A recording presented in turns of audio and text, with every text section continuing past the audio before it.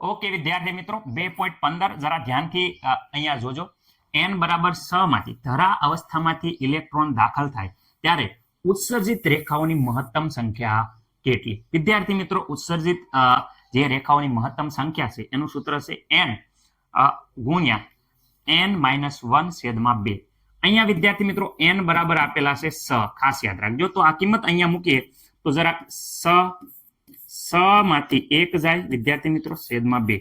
Okay, 6 માંથી 1 જાય તો વિદ્યાર્થી મિત્રો 5/2. ઓકે વિદ્યાર્થી મિત્રો અહીંયા 6×5 = 30 ભાગ્યા 2, 30 ના અડધા કરીએ તો વિદ્યાર્થી મિત્રો 15 સંખ્યા મળી જાય છે. ઉત્સર્જિત રેખાની જે સંખ્યા છે એ વિદ્યાર્થી મિત્રો કુલ સંખ્યા વિદ્યાર્થી મિત્રો કુલ કેટલી હોય છે?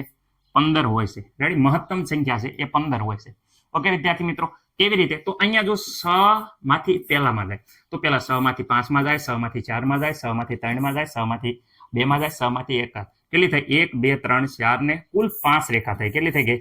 કુલ 5 રેખા. એવી જ રીતે વિદ્યાર્થી મિત્રો તમને ખબર છે કે શું કે 5 માંથી જ્યારે 1 માં જાય તો પણ એવી રીતે 5 માંથી 4, 5 માંથી 3, 5 માંથી 2 એવી રીતે વિદ્યાર્થી મિત્રો કુલ 4 રેખા મળે છે. તમે જોઈ શકો છો અહીંયા. રેડી, એવી જ રીતે વિદ્યાર્થી મિત્રો 4 માંથી જ્યારે 1 માં જાય, એવી રીતે 3 માંથી વિદ્યાર્થી મિત્રો 1 માં જાય.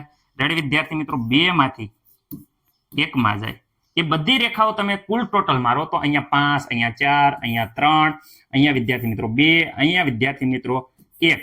એ બધાનો વિદ્યાર્થી મિત્રો જ્યારે સરવાળો મારશો તો કુલ 15 રેખાઓ મળશે. જે 15 રેખા મળે છે એ વિદ્યાર્થી મિત્રો આપણો ડાયરેક્ટ જવાબ આ સૂત્રની મદદથી આવી જાય છે. રેડી, એટલે આપણે આખી પેટર્ન ન પકડવી પડે, ડાયરેક્ટ સૂત્ર મૂકો, જવાબ લાવો. MCQ જ્યારે નીટ અને કોમ્પિટિટિવ ગુસ્કેટમાં જ્યારે પૂછાય આવા પ્રકારના તો ડાયરેક્ટ સૂત્રનો ઉપયોગ કરી તમે જલ્દીથી જવાબ મેળવી શકો છો. વ્યવસ્થિત રીતે જોઈ લો આ દાખલો. મને નથી લાગતું કે કોઈને કઈ પ્રોબ્લેમ હોય.